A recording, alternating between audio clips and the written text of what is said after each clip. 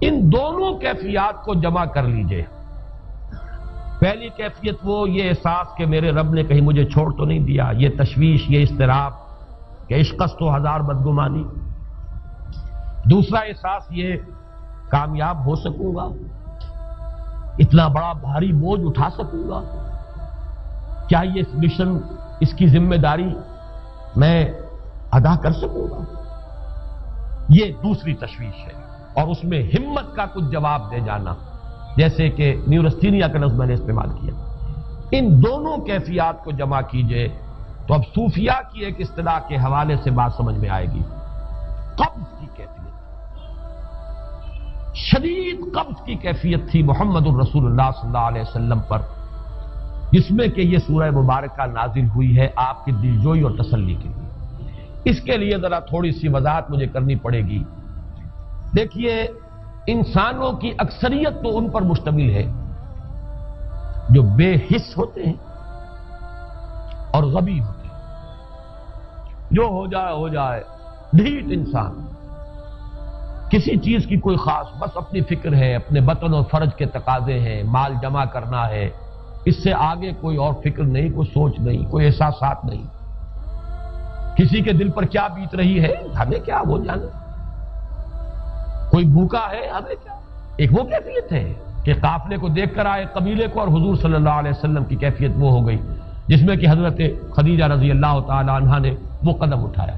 دیکھیے کہ ہوا کرے، ہم کسی کے ذمہ دار تو نہیں، لا ابالی، جیسے آ چکا ہے پچھلی صورت میں، من بخل واستغنی استغنا۔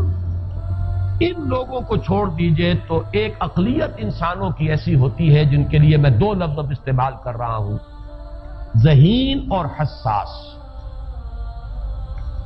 ذہین اور حساس لوگوں میں قبض اور بسط کی کیفیت، یہ مختلف سائیکلز ہیں جو آتی رہتی ہیں۔ کبھی طبیعت میں پشمردگی ہے، دل بجھا ہوا سا ہے، کچھ نا امیدی سی ہے، خود اپنے اوپر اعتماد کی کمی محسوس ہو رہی ہے، مجھ میں صلاحیت نہیں ہے، میں کچھ نہیں کر سکتا، اب تک جو کچھ کیا بھی ہے، امنگ بھی ہے، امید بھی ہے، روشن پہلو نظر آ رہے ہیں۔ قبض کی کیفیت میں تاریک پہلو نظر آتے ہیں، مایوسی کے پہلو نظر آتے ہیں، پیسیمزم کی کیفیت، اور یہ جو بسط کی کیفیت ہے اس میں روشن پہلو۔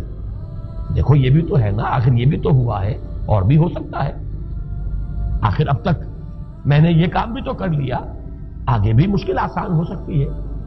یہ دو کیفیات ہیں قبض اور بسط کی، جن کو کہ صوفیاء کرام نے یہ اصطلاحات، یہ عنوان دیے، قبض اور بسط۔ جتنی انسان کے اندر حساسیت کی کیفیت زیادہ ہوگی، ذہانت زیادہ ہوگی، اتنا ہی یہ جو ویوز ہیں اس کی ایمپلیٹیوڈ زیادہ ہوتی ہے۔ کم ذہین انسان ہے، کم حساس ہے، آئیں گے تو صحیح ہے، لیکن یہ کہ وہ ویو جو ہے اس کا ایمپلیٹیوڈ جو ہے اس کے اندر اوپر اور نیچے کی کیفیت زیادہ نہیں ہوگی۔ لیکن جتنا یہ معاملہ بڑھتا ہے، یہ جو ویو ہے اس کے ایمپلیٹیوڈ بڑھتا چلا جاتا ہے۔ لیکن نارمل انسان کا معاملہ یہ ہے کہ یہ حدود کے اندر رہے، اسی کی ایک کیفیت جو ہے ایب نارمل جب ہو جاتا ہے، یہی ہے جو جدید ہماری جو سائیکولوجیکل میڈیسن ہے اس میں اسے مینیکس ڈپریسو سائیکوسس کہا جاتا ہے۔ مایوسی ہوئی تو اتنی ہوئی کہ جیسے کمر ٹوٹ کر رہ گئی، اور اسی ڈپریشن میں ہوتی ہیں خودکشیاں، خودکشی کر جاتا ہے ڈپریشن۔ کچھ روشن پہلو نظر ہی نہیں آ رہا، کوئی امید کا پہلو نظر ہی نہیں آ رہا، کوئی صورت نظر نہیں آتی، کوئی امید بر نہیں آتی، کس طرف جاؤں، کدھر دیکھوں، کسے آواز دوں، اے ہجوم نامرادی، دل بہت گھبرائے ہیں۔ اور جب آدمی محسوس کرتا I can't face these realities، he commits suicide۔ یہ اور جب کیفیت ہوتی ہے انشراح کی تو آدمی خوب بھاگ رہا ہے، دوڑ رہا ہے، امنگ ہے، محنت ہے، دوڑ رہا ہے، امیدیں ہیں، اب ہر چیز کا روشن پہلو نظر آ رہا ہے۔ عجیب ہے یہ، اصل میں مجھے کچھ تجربہ بھی ہوا ہے، ہمارے خاندان میں بھی یہ مرض موجود رہا۔ میرے والد مرحوم کافی طویل عرصے اس مینیک ڈپریسو سائیکوسس کے مریض رہے۔ کچھ ہوتا ہے یہ معاملہ، ویسے بھی شاید ہمارا خاندان جو ہے اس کیٹیگری میں آتا ہے جس میں ذہانت نسبتاً کچھ زیادہ ہے، حساسیت بھی نسبتاً کچھ زیادہ ہے۔ یہ دوسری بات ہے کہ کوئی شخص جو ہے یہ فلسفے کے طور پر اختیار کر لے کہ اپنے آپ کو ڈھیٹ بنا لینا ہے، یہ فلسفہ بھی بن سکتا ہے، لیکن یہ ہے کہ اگر آدمی چھوڑ دے اپنی طبیعت کو تو یہ دونوں کیفیات آتی ہیں۔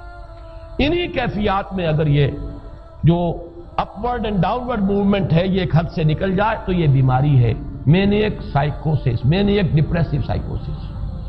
اس میں جب آدمی ہوتا ہے وہ اپر کیفیت میں تو اس کے اندر بڑی عظیمت ہے، روشنی ہے، امید ہے، لوگوں سے گفتگو کر رہا ہے، حق بول رہا ہے، خوب جو ہے محفل کے اندر، اب وہ محفل میں اسے دلچسپی محسوس ہو رہی ہے اور اسے ہر چیز کا روشن پہلو نظر آ رہا ہے، خود اپنے وجود کا بھی روشن پہلو، دوسروں کے وجود کا بھی، دوسروں کی بات میں سے بھی وہ اچھا پہلو تلاش کریں گے، وہ برا پہلو تلاش نہیں کریں گے۔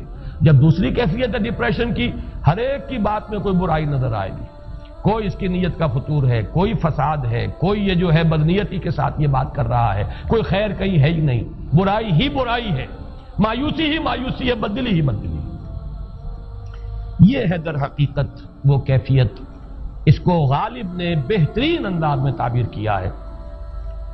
ذہین اور حساس انسانوں میں ان کی جو ترقی ہے وہ انہی مراحل سے ہو کر گزرتی ہے، اور ہر ڈپریشن کے بعد، ڈپریشن میں اس سینس میں استعمال نہیں کر رہا یعنی بیماری کی حد تک پہنچنے والی ڈپریشن نہیں، صرف قبض کی حد تک پہنچنے والا معاملہ۔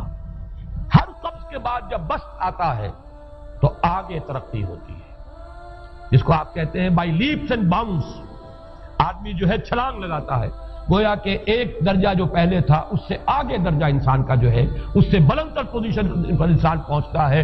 ہر قبض کے بعد جو نیا بست آتا ہے وہ ایک نئی کیفیت، نئی شان، نئی بلندی، نئی رفعت لے کر آتا ہے۔ اس کو غالب نے تعبیر کیا ہے بہت خوبصورت انداز ہے، رکتی ہے میری طبع تو ہوتی ہے رواں اور، یعنی شاعر بھی کبھی ایسا وقت آتا ہے شعر جو ہے اس پر نازل ہی نہیں ہو رہا، شعر نہیں کہہ پا رہا، طبیعت میں رکاوٹ سی ہے، بندش سی ہو گئی ہے، کوئی کلام موضوع ہو ہی نہیں رہا، لیکن پھر جب یہ کیفیت جو ہے بدلتی ہے اور جب پھر بست کی کیفیت آتی ہے، رکتی ہے میری طبع تو ہوتی ہے رواں اور، پھر اس کے اندر ایک جولانی نئی ایک کیفیت جو ہے انشراح کی، وہ ایک بالکل نئی کیفیت، نئی شان کے ساتھ۔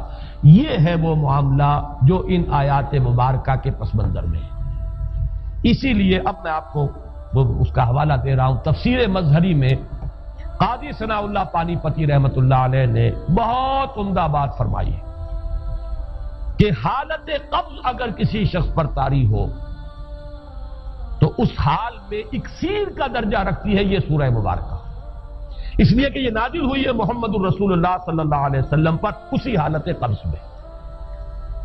وَالضُّحَىٰ وَاللَّيْلِ إِذَا سَجَىٰ مَا وَدَّعَكَ رَبُّكَ وَمَا قَلَىٰ وَلَلْآخِرَةُ خَيْرٌ لَكَ مِنَ الْأُولَىٰ وَلَسَوْفَ يُعْطِيكَ رَبُّكَ فَتَرْضَىٰ أَلَمْ يَجِدْكَ يَتِيمًا فَآوَىٰ وَوَجَدَكَ ضَالًّا فَهَدَىٰ وَوَجَدَكَ عَائِلًا فَأَغْنَىٰ۔